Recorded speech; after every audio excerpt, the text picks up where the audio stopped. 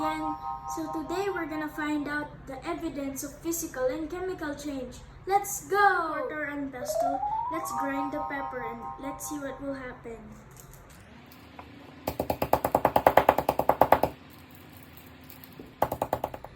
So as we can see, grinding pepper is a physical change because its composition did not change. So on with the next experiment.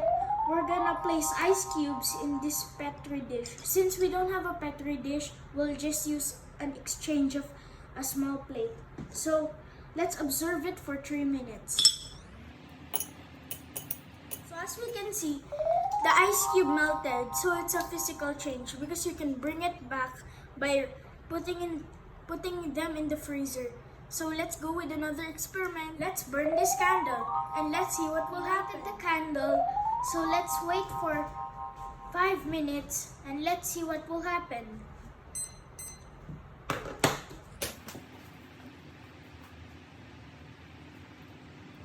So our 5 minutes is already done. So in my observation, when a candle burns, both physical and chemical changes occur. Physical changes in burning candle on heating, candle wax melts and form liquid wax. It's a physical change since it turns again to solid wax and cooling. This is reversible change. Chemical changes in burning candle.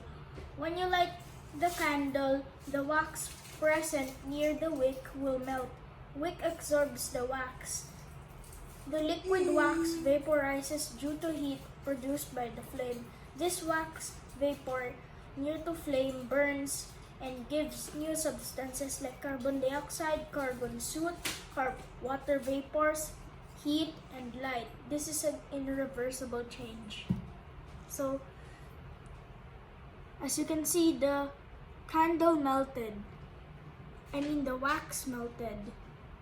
So, let's go on with the next experiment. For the next experiment, we're gonna carefully add 1/4 of a baking soda.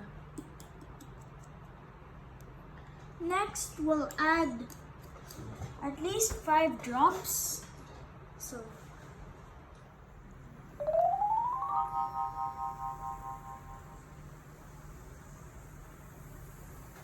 So as we can see, baking soda reacts with the acid and it creates bubbles and foam. So this is a chemical change. So now let's go on with the next experiment outside because we can't do it inside. So we have to get a match and let's burn this paper.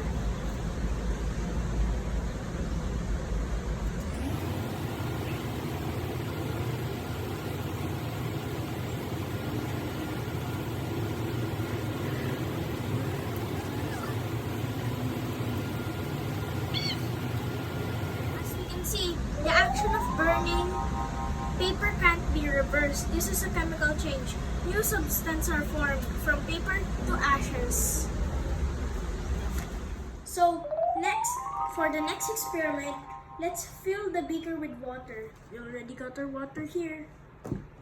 So let's dissolve.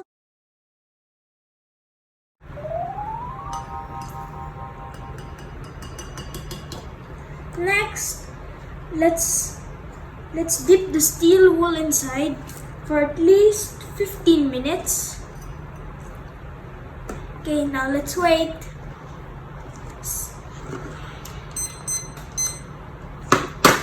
So while we're waiting, let's go with the other experiments. Our 15 minutes is done.